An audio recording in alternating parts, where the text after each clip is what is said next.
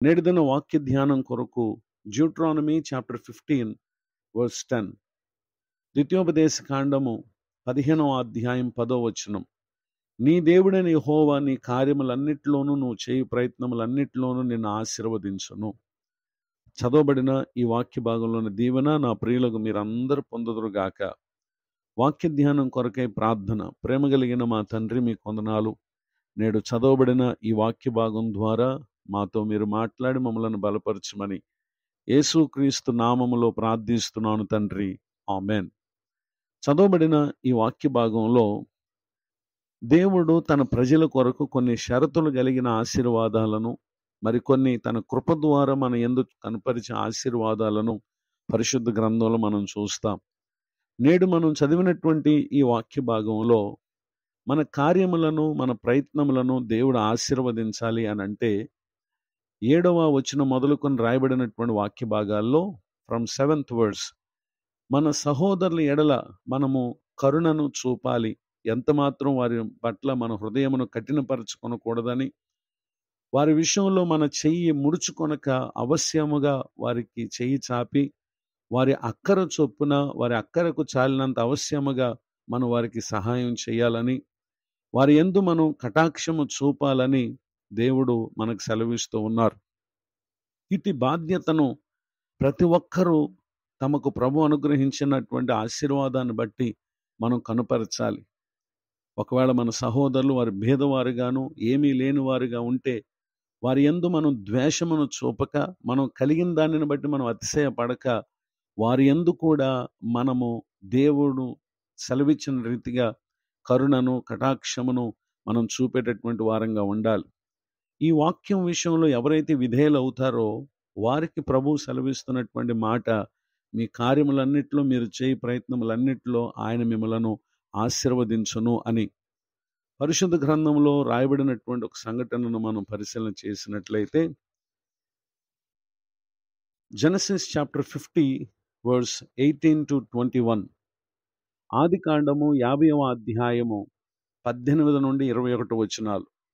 మరియు అతని సహోదరులు పోయి అతని ఎదుట సాగిలపడి, ఇదిగో మేము నీకు దాసులమని చెప్పగా, యోసేపు భయపడకుడి, నేను దేవుని స్థానమందున్నానా? మీరు నాకు కీడు చేయనుద్దేశించితిరి గాని నేటి దినమున జరుగుచున్నట్లు, అనగా బహుప్రజలను బ్రతికించున్నట్లుగా అది మేలుకే దేవుడు ఉద్దేశించను. కాబట్టి భయపడకుడి, నేను మిమ్మును మీ పిల్లలను పోషించదనని చెప్పి వారిని ఆదరించి వారితో ప్రీతిగా మాట్లాడాను.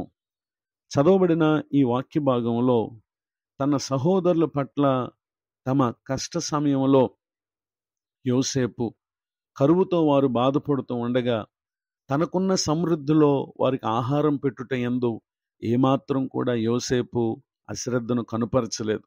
కారణం ఏంటంటే దేవుని మనసును అనుసరించినటువంటి నడిపింపు కలిగినటువంటి భక్తునిగా అతడు తన సహోదరుల యందు తాను చూపినటువంటి ప్రేమను ఇక్కడ మనం గమనించగలం. నాడు జెనసిస్ చాప్టర్ 37, ఆది కాండం 37వ అధ్యాయములో యోసేపు సహోదరులు యోసేపు పట్ల ఎంతో కఠినత్వాన్ని వారు కనుపరిచారు. ఏమాత్రము జాలి చూపక అతను నమ్మివేశారు.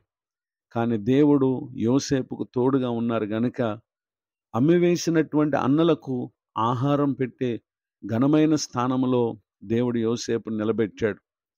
ఈ మాటలు వింటున్న నా ప్రియ సహోదరి సహోదరులు, మన పట్ల పూర్వం కొందరు కీడు కలుగు చేసిన వారు కావచ్చు, బాధ కలుగు చేసిన వారు కావచ్చు. అయినను మీరు ప్రభునందుంచిన విశ్వాసాన్ని బట్టి ఈ రోజున ఆయన మిమ్మల్ని ఆశీర్వదించారు.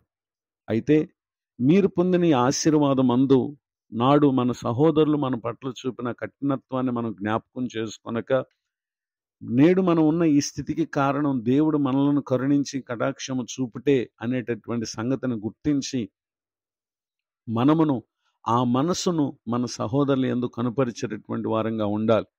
అప్పుడే ముందున్నటువంటి జీవిత కాలంలో ఆయన మనం చేయు కార్యములను, మనం చేయు ప్రయత్నములను ఆయన ఆశీర్వదిస్తారు.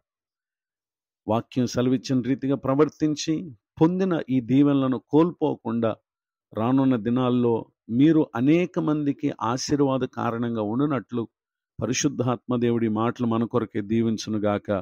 ఆమేన్. ప్రార్థన. ప్రేమ కలిగిన మా తండ్రి, మీ వందనాలు. నేడు విన్న ఈ మాటల ద్వారా మేము ఏ విధముగా ప్రవర్తించవలెనో నీ వాక్యం నేర్పిన రీతిగా ప్రవర్తించి నిశ్చయముగా మీ ఆశీర్వాదమును మేము పొందుదుము గాక.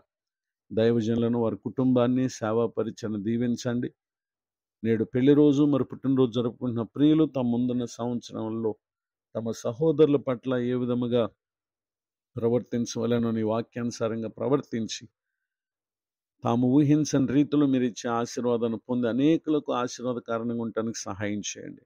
కృంగిన ప్రతి ఒక్కరిని లేవనెత్తండి, దుఃఖితులను ఆదరించండి.